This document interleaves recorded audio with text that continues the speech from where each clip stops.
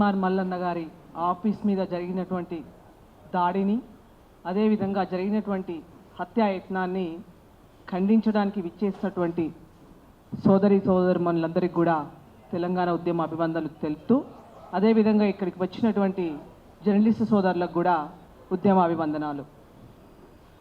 నిన్న కవిత గారి యొక్క అనుచరులు తీన్మార్ మల్లన్న ఆఫీస్ మీద హత్యాయత్నం ఏదైతే చేశారో అది యావత్తు ఒక బీసీ సమాజమే కాదు, యావత్తు తెలంగాణ సమాజం కూడా ఖండిస్తున్నటువంటి పరిస్థితిని చూస్తూ ఉన్నాం.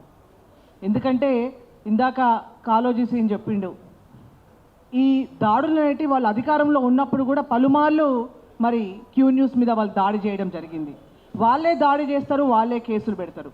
ఇప్పుడు అధికారం పోయిన తర్వాత కూడా ఇంత ధైర్యంగా వాళ్ళు కేసులు పెడతా ఉన్నారు అంటే కాంగ్రెస్ ప్రభుత్వం ఏం చేస్తూ ఉంది? ఈ రాష్ట్రానికి ముఖ్యమంత్రి అయినటువంటి రేవంత్ రెడ్డి గారు ఏం చేస్తున్నారు?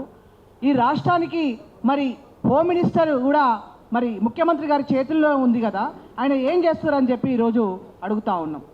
అసలు వాళ్ళకు అంత ధైర్యం ఎక్కడ వస్తూ ఉంది?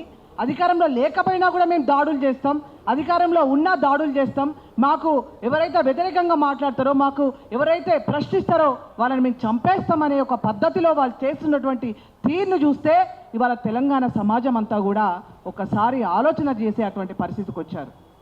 ఇవాళ ఏదేమైనప్పటికీ మొన్న మహా న్యూస్ మీద మరి కేటీఆర్ గారి అనుచరులు దాడి చేస్తే నిన్న క్యూ న్యూస్ మీద కవిత గారి అనుచరులు దాడి చేసిండ్రు.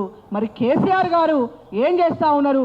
మీరు అసెంబ్లీకి ఎట్లాగో రావట్లేదు, మరి ఫామ్ హౌస్లో ఉండైనా మీ కూతురికి మీ కొడుక్కి కాస్త సమాజంలో ఎట్లా ఉండాలి కొంత అవగాహన నేర్పించండి. 80,000 పుస్తకాలు చదివినటువంటి కేసీఆర్ గారు మరి ఫామ్ హౌస్లో కూర్చొని వాళ్ళ పిల్లలకు ఏ రకమైనటువంటి సంస్కృతి నేర్పించారని చెప్పి కూడా ఇవాళ మేము అడగదలుచుకున్నాం.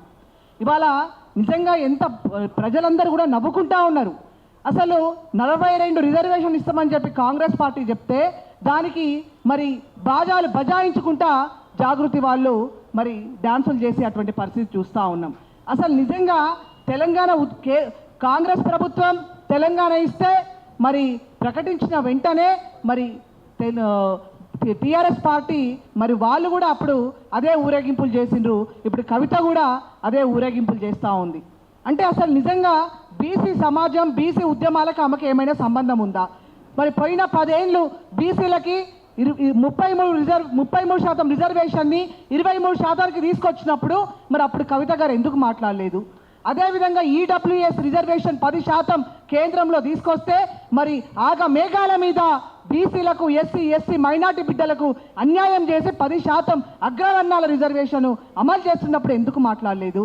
అంటే అన్యాయం జరుగుతున్నప్పుడు మాట్లాడరు, కానీ మీ రాజకీయ అస్తిత్వం కోసం ఇవాళ మరి ఎవరో ఉద్యమాలు చేసి ఎవరో త్యాగాలు చేసి ఎవరో ప్రాణత్యాగాలు చేసి వచ్చినటువంటి ఫలాలని మేమే తీసుకొచ్చినామని చెప్పి మీరు ఊరేగింపులు చేసుకుంటా మీరు బాజాలు బజాయించుకుంటా చేస్తే తెలంగాణ సమాజం చూసి మిమ్మల్ని నవ్వుకుంటా ఉందని కూడా మీరు ఒకసారి ఆలోచన చేయాలి.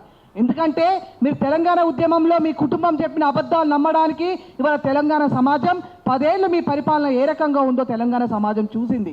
కాబట్టి ఖచ్చితంగా ఇవాళ బీసీలు ఎస్సీలు ఎస్టీలు మైనార్టీలందరూ కూడా ఇవాళ ఖచ్చితంగా చైతన్యమైనరు. మీరు ఎన్ని అబద్ధాలు చెప్పినా, మీరు ఎన్ని ఉద్యమాల పేరుతోటి మీ అస్తిత్వాన్ని కాపాడుకోవడానికి, మీరు చేసిన అవినీతిని కాపాడుకోవడానికి, మీరు అడ్డగోలుగా సంపాదించిన ఆస్తులని కాపాడుకోవడానికి మీరు ఎన్ని మాటలు చెప్పినా ఇవాళ తెలంగాణ సమాజం ఊరుకోదు. ఇవాళ కాంగ్రెస్ ప్రభుత్వం యొక్క ఆలోచన తీరును కూడా చూస్తూ ఉంది, పరిపాలన తీరును కూడా చూస్తూ ఉంది. ఇవాళ మేము ఆ రోజు మరి బీఆర్ఎస్ను ఓడగొట్టింది కాంగ్రెస్ పార్టీ కామ్గా ఊరుకోవడానికి కాదు. కాంగ్రెస్ అధికారంలోకి వచ్చిన తర్వాత బీఆర్ఎస్ చేసినటువంటి 10 ఏళ్ళ మరి ఏవైతే అక్రమ సంపాదన ఉందో అవన్నీ కూడా ఖచ్చితంగా లెక్కలు తీయాలని చెప్పి మరి బీఆర్ఎస్ను ఓడగొట్టారు. కాబట్టి ఖచ్చితంగా ఇవాళ మరి ఎక్కువ సమయం లేదు కాబట్టి ఇక చాలా విషయాలు ఉన్నాయి. ఏదేమైనా మరి తీన్మార్ మల్లన్న మీద జరిగినటువంటి హత్యాయత్నాన్ని ఖచ్చితంగా కవిత అంచెలు చేసినటువంటి దానికి తీర్మానం మల్లన్న కాదు క్షమాపణ చెప్పాల్సింది, కవిత క్షమాపణ చెప్పాలి, వాళ్ళ పార్టీ క్షమాపణ చెప్పాలి. ఇవాళ కొంతమంది పెట్టుకొని మీరు సోషల్ మీడియా వాళ్ళని పెట్టుకొని మీరు ఏదో రకంగా ఒకవైపు మీరు తీసుకెళ్లాలని చూస్తే ప్రజలు నమ్మరు. ఇందాక పెద్దలు నారగోనన్న చెప్పినట్టుగా అది తెలంగాణ యొక్క ఊత పదంగా భావిస్తారు. నిజమైన తెలంగాణ వాళ్ళకి అది తెలంగాణ ఊత పదం అని తెలుస్తుంది, ప్రత్యేకించి కవితనన్న మాట కాదు. కాబట్టి ఒకవేళ మీకు ఏదైనా బాధ కలిగితే తప్పకుండా దానికి ఎన్నో రకాలైనటువంటి చట్టాలు ఉన్నాయి, ఆ రకంగా మీరు పోవచ్చు. కానీ ఈ దాడులు చేసే సంస్కృతిని మాత్రం తెలంగాణ సమాజం ఒప్పుకోదు. ఆల్రెడీ మిమ్మల్ని ఓడగొట్టింది, రాజకీయంగా కూడా మీరు సమాధి అవుతారా అని చెప్పి ఆలోచన చేసుకోవాలని చెప్పి తెలియజేసుకుంటూ ఈ అవకాశం ఇచ్చిన మీకు అందరికీ కూడా తెలంగాణ ఉద్యమ అభినందనాలు తెలుపుతూ, ముఖ్యంగా మా సూర్యారావు అన్న ఇందాక